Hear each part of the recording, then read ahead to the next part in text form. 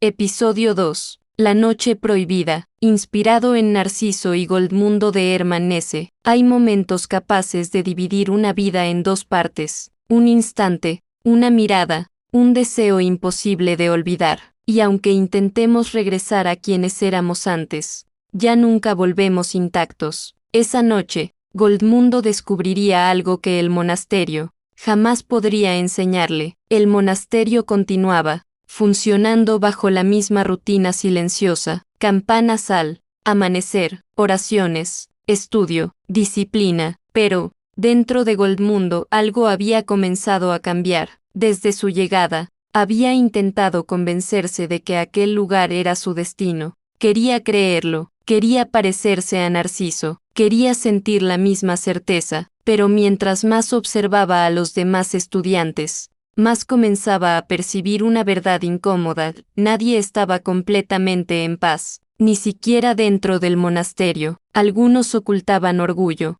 otros miedo, otros deseos que jamás se atrevían a mencionar, y por primera vez, Goldmundo comenzó a sospechar que tal vez la santidad no era tan simple como había imaginado. Una noche, después de la cena, uno de los estudiantes se acercó a él discretamente, le habló en voz baja. Había un grupo de muchachos que, de vez en cuando, escapaban del monasterio durante la noche, iban al pueblo, buscaban aventura, libertad, la sensación de estar vivos aunque fuera por unas horas. Era peligroso, si los descubrían, podían recibir castigos severos, pero precisamente por eso resultaba emocionante. Goldmundo dudó. Sabía que debía negarse, todo lo que había aprendido le decía que aquello estaba mal. Sin embargo, también sentía curiosidad, una curiosidad intensa y difícil de controlar, como si algo dentro de él hubiera estado esperando exactamente ese momento. Finalmente aceptó, y aquella decisión cambiaría el rumbo de su vida. La noche estaba completamente oscura cuando abandonaron el monasterio. Los jóvenes avanzaban en silencio entre árboles húmedos y caminos apenas visibles. El sonido del viento atravesaba el bosque, cada paso hacía latir más fuerte el corazón de Goldmundo. No sabía exactamente por qué, tal vez era miedo, o tal vez emoción, porque, por primera vez desde que había llegado al convento, sentía que estaba escapando de algo invisible. Atravesaron el bosque y llegaron finalmente al pueblo. Todo parecía dormido, las casas permanecían en silencio, las calles vacías. La noche cubría cada rincón como un secreto. Uno de los muchachos condujo al grupo hasta una pequeña casa apartada. Entraron discretamente, y entonces, Goldmundo la vio, una joven observándolo desde la penumbra. No era una reina,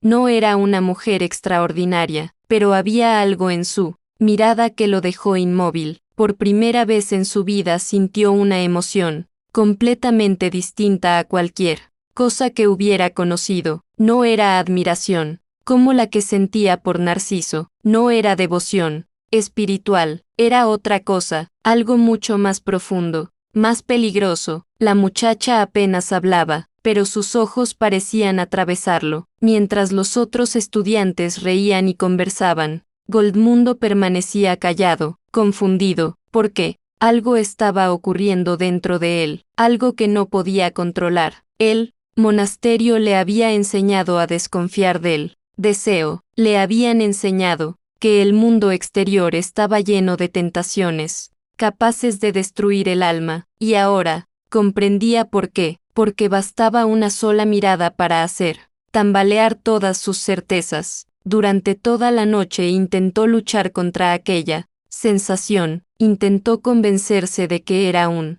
error, de que debía regresar y olvidarlo todo, pero, mientras más intentaba resistirse, más fuerte se volvía aquel sentimiento. Antes de marcharse, ocurrió algo que jamás podría borrar de su memoria. Cuando todos comenzaron a salir de la casa, la muchacha se acercó lentamente a él. Goldmundo sintió que el tiempo se detenía. Ella tomó su rostro entre las manos y lo besó. Fue un beso, breve, inocente, pero suficiente para destruir el mundo que Goldmundo había construido dentro de sí mismo. ¿Por qué? En ese instante comprendió algo aterrador, ya no podía regresar a la persona que había sido antes de aquella noche. De regreso al monasterio, caminó en silencio bajo la oscuridad del bosque. Sus compañeros seguían bromeando, pero él apenas podía escucharlos. Dentro de su mente solo existían dos emociones, culpa y deseo. Una parte de él quería olvidar lo ocurrido, pero otra parte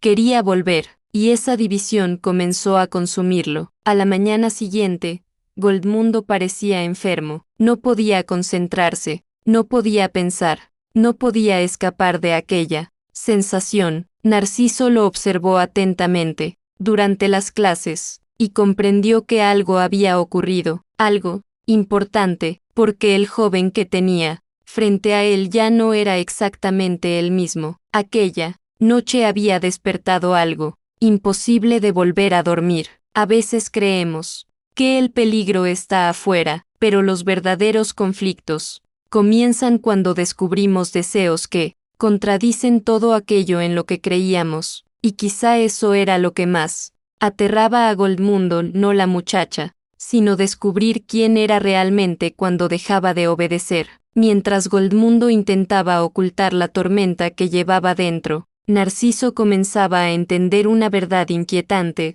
su amigo jamás había nacido para vivir encerrado entre muros, y muy pronto tendría que enfrentarlo. Si quieres continuar esta historia filosófica sobre identidad, deseo y libertad, suscríbete al canal. En el próximo episodio, Narciso y Goldmundo tendrán la conversación que cambiará para siempre el destino de ambos.